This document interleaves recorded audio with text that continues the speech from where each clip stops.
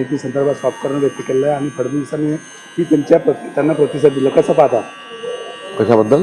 माहिती देण्यासंदर्भात राज ठाकरेंनी आता त्यांची फिक्सिंग आधीच झालेली आहे.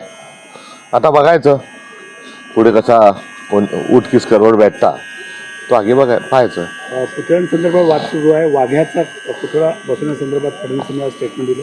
काय छत्रपती शिवाजी महाराज आणि संभाजी महाराज यांच्याबद्दल सातत्याने काही विशिष्ट मंडळी ही नेहमी बदनामीकारक स्वरूपाचं लिखाण आणि चुकीचा इतिहास घुसवण्याच्या प्रयत्नात आहे.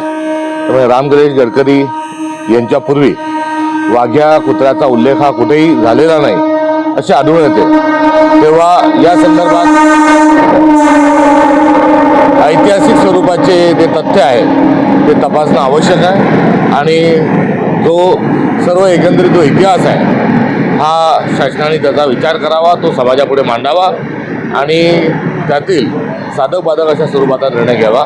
मात्र इतिहासाचं विकृतीकरण हे गेल्या अनेक दिवसांपासून केलं जात आहे हे या निमित्ताने सांगितलं पाहिजे. आणि सोबतच शिवाजी महाराजांच्या संदर्भात अक्षम्य स्वरूपाचे लिखाण केलेल्या जी प्रवृत्ती आहे त्या प्रवृत्तीचा देखील पर्दाफाश झाला पाहिजे. आणि बंच ऑफ थॉट्स या पुस्तकामध्ये छत्रपती संभाजी महाराजांच्याबद्दल तद्वतच सावरकरांनी त्यांच्या लिखाणात जे विकृत स्वरूपाचं लिखाण केलेलं आहे या पुस्तकांवर देखील बंदी घातल्या गेली. आजपासून टोल वाढ झालेल्या आहे समृद्धीवर सुविधा नाही, मात्र टोल वाढ झालेली आहे. कसं सांग? हे जे एकंदरीत शासन आहे हे जुलमी सरकार आहे आणि सत्तेवर येत असताना वारेमाप त्यांनी आश्वासन दिले आहे.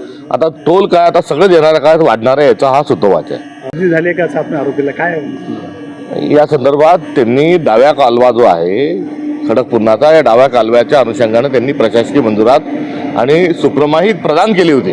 त्या घटनेचा मी साक्षी आहे आणि आता ते म्हणतात की ते पाणी दिलं जाऊ शकत नाही. त्यांचं हे जर विधान आहे त्यांनी एकदा तपासून बघावं.